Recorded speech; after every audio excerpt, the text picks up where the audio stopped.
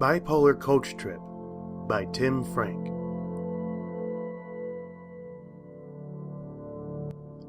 They came in dribs and drabs to the bus stop, tired, weary, and stoned from the olanzapine and the lithium, exhausted by the early hour of 8 a.m. because they usually rolled out of bed by at least 2 p.m. Their bags were full of nibbles that they attacked as soon as they were seated. Kit Kats, dime bars, crisps, and Diet Coke, plastic wrappings crackling all up and down the coach. Everyone was bulging at the belly and the cheeks. Weight they'd all gained within months of their diagnosis and couldn't shake off no matter how much yoga, spin classes, or brisk walks they took. Eating less was well nigh on impossible, so they got used to buying bigger clothes from M&S and being misunderstood by the masses, lurking in the shadows of the public's consciousness. Kate and Simon arrived, bickering and bitching, having got lost in the maze of streets around Soho despite the detailed directions on Google Earth, and in that period they had broken up for the 15th time. Depression made them see each other as hopeless losers, and their love affair doomed, but the highs brought them together again without fail. When their moods didn't match, one high and the other low, they just fought and bullied each other, sometimes entering into stony silences, sometimes fiery exchanges, accusing each other of real or imaginary betrayals. The only solution was to spend money or eat. Samantha came alone and packed her bags into the bottom of the coach silently, not sure where she was on the mood scale that morning, and uncertain how her temperament would dip and slide for the rest of the day. She sucked on a giant lemon lollipop, looking childlike in pigtails, despite being over 30 and having gone through it all, both sides of the coin. But going through it all never prepared her for doing it all over again, so she braced herself for a difficult day.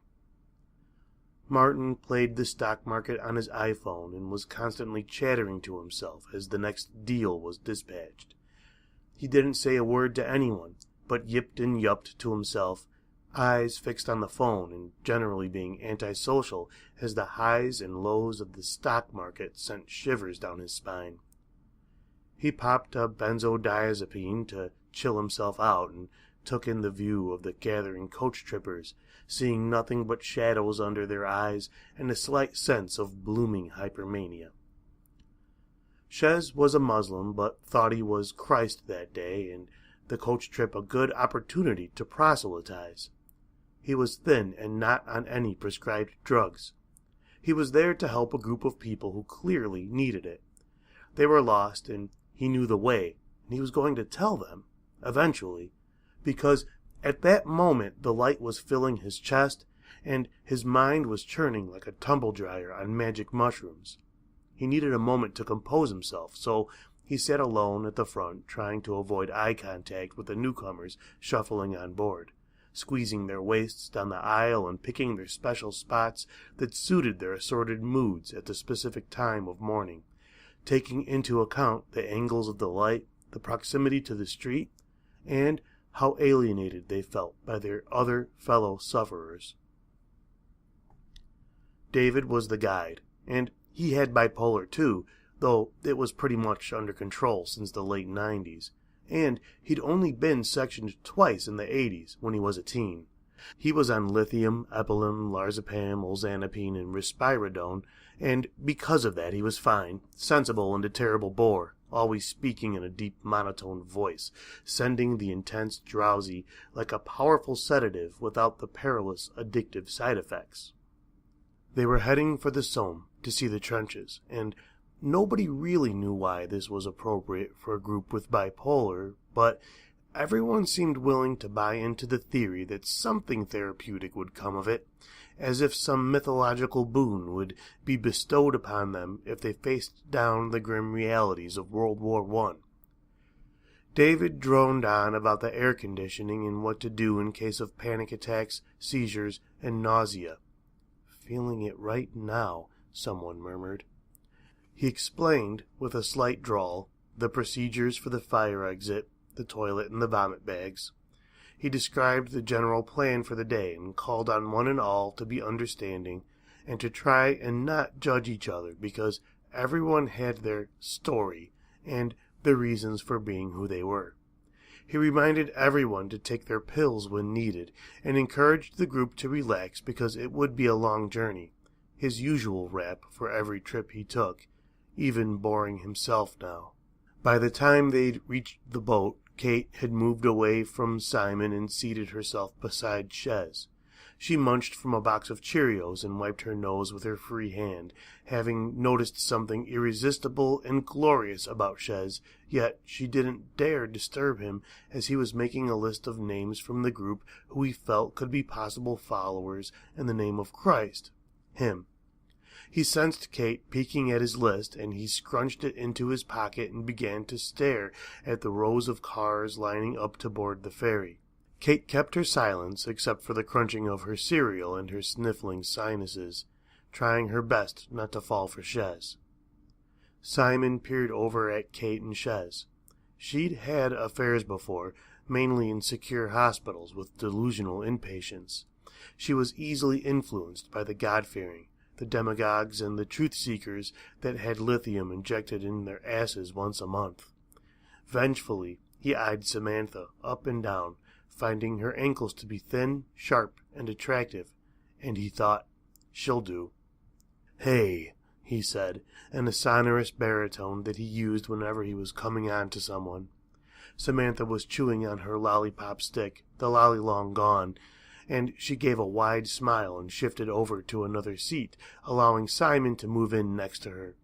They began babbling about pills, mania, breakdowns, mental hospitals, and doomed love affairs, the usual scene. Before they knew it, they were kissing under the blasting air conditioning, their tongues slipping and slithering, and Kate was on her feet, screaming, stamping her feet, and yelling to be let off the coach, damning the entire group as a bunch of misfits. David said there was no turning back, and blocked the aisle, taking a few slaps in the chest from Kate as she dropped the Cheerios and began to sob. Chez crossed her off his list. Martin was oblivious to the outburst. He was in line to make $2,000 off his current deal, and he was sweating from his forehead, drips forming at the peak of his nose, but he was calm and centered. He never felt nerves during a deal, but suffered chronically after, win or lose. When he won, he couldn't sleep for days and was unable to stop his legs from quivering. When he lost, he fell into a deep trough, where the world seemed meaningless, and he lost his faith in the cosmic ordering of the universe, and was unable to face the light for days, sleeping until the afternoon and cutting diagrams in his arms with a Stanley knife. Once they boarded the ferry, they all headed for the bar and knocked back sambucas and depth chargers, smoking on the balconies and watching the waves form at the base of the ship like moods shifting and changing in their minds. Samantha was the first to vomit, but she wasn't the last, and the effect of the medication and the booze made everyone low and mean. Samantha ignored Simon and Chez ignored Kate. David kept his thoughts to himself, but he'd seen it all before, and stuck to his orange juice and a Raleigh before rounding everyone up for the last leg of the trip. Soon they'd be at the Somme, and the purpose of the trip would be revealed. David gathered the group by the bus and said a few words about safety, and how alcohol can be detrimental to the health of those with the illness, and taking pills, so he begged those who drank to take it easy and to try and get some sleep and be nice to one another. Everyone was fed up with him, his miserable tone of voice, and tedious announcements. They all regretted they had come. When they reached the Somme, it was pelting down with rain, creating a thick layer of mud that drenched the group's shoes and added another layer of gloom to the already grim mood. David showed the group the trenches, gabbed on about trench foot and how soldiers had to guard at night as bombs shrieked overhead, and the men would sleep on their feet with their eyes open. "Feeling that right now," someone chirped in. Chez got lost in one of the tunnels and felt the hand of the devil on his shoulder in the dark. In fact, it was Kate, but her face, clouded in the murky light, looked like a masked avenger out to steal his healing powers. He screamed as Kate pushed her mouth onto his, and he swatted her away as her cries were swallowed by the sound of the rain. David called the group to attention, and they all stopped their snooping around, all completely nonplussed by the experience. Then silence swept across the fields as the rain came to an abrupt halt, and one could hear a few depressed groans as the group realized they were going to be lectured again, except for Martin, who let out a yelp as his Wi-Fi crashed. "The reason I take these trips," David began, "is because I feel it's an important stepping stone to learn about our illness." "Oh, God," someone sighed. "And the reason for that is this. The sands of time and the ebbing and flowing of history are an insightful metaphor for the bipolar illness itself. By that I mean times change, events transform, and the past become the present, ever moving into the future, just like our illness moves and alters. What happened here is another episode that modifies into dust. We are all changing, us more than most, and we must learn to see the past as another event beyond our grasp. We need to understand it and move on. The Somme is us, and we are another piece in the puzzle of mutating life." There was a stunned silence. Someone perked up and said, "I don't really understand, but that's probably the most profound thing I've ever heard." The group stood blinking at their muddy shoes, sorry for judging David as they had, and were ready to move on, but the silence just got longer, and someone began to weep as the rain came down again, and they all felt somewhat unnerved by the experience. "Right," David said. "Who's for a drink?" They holed up in a cheap hotel a few miles from the front line, a place called, somewhat distastefully, the firing range.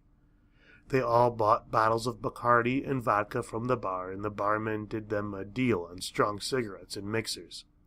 They all amassed in Kate and Simon's double room, despite the fact that they were still ignoring each other, and the rest of them were wasted by 9 p.m., playing strip poker, truth or dare, and other suicidal drinking games involving revelations about their checkered pasts, mostly to do with an array of sexual acts and mental disturbances.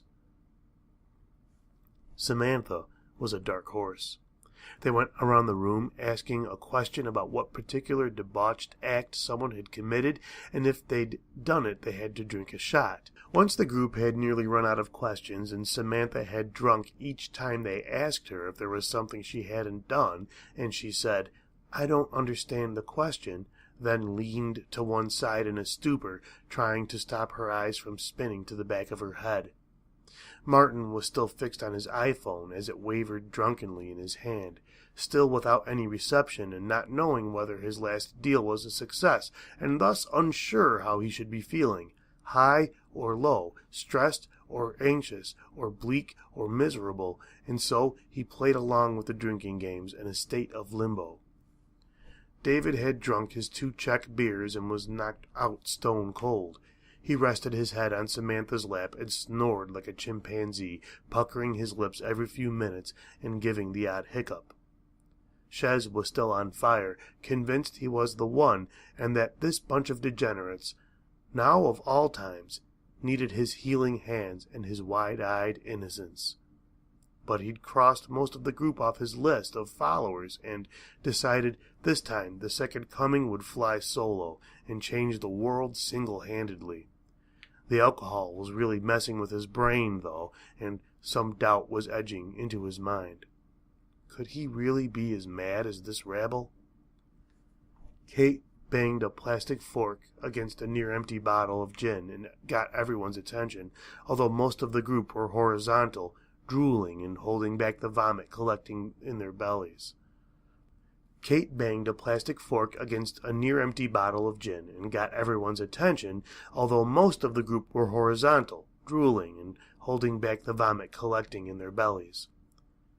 "They all died for us," she said, breaking down into tears with childlike ease. "Who did? Who's dying?" someone said in a panic. I'm dying, Simon said, raising his hand aloft and letting it fall, slapping himself in the cheek. No, the soldiers, at the Somme. No, the soldiers, at the Somme. It's just so sad. It fills my heart with despair. You're just drunk. Take a tablet. You always forget and get sentimental, said Simon. No, it's not that. I mean, for God's sake, why does everything have to come back to the illness? Can't I have a mood that isn't judged by that? A thought even, something that's real and true. Samantha, all those guys you've been with, that's real. You wanted to do that, and you did it. Just because you were manic doesn't mean it wasn't genuine.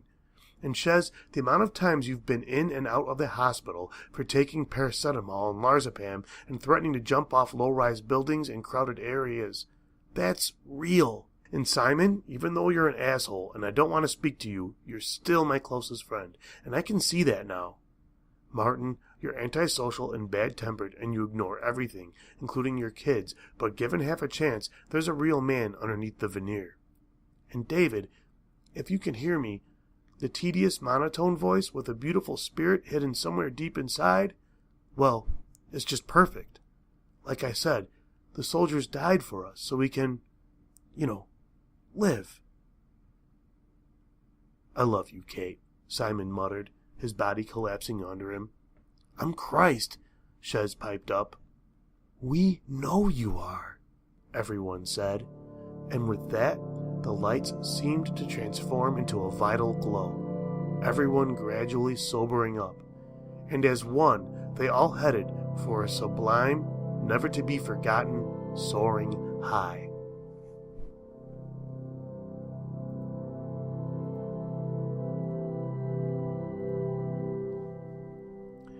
Tim Frank is an up-and-coming writer, specializing in the comic and the surreal. He has been published in magazines such as Bourbon Pen, Bartleby Snopes, and Blaze Fox. He is currently working on a collection of short stories and a semi-autobiographical novel. The music you've heard in this episode is by Sealand. You can find more of their work, including their album Dark Days, at sealand.bandcamp.com.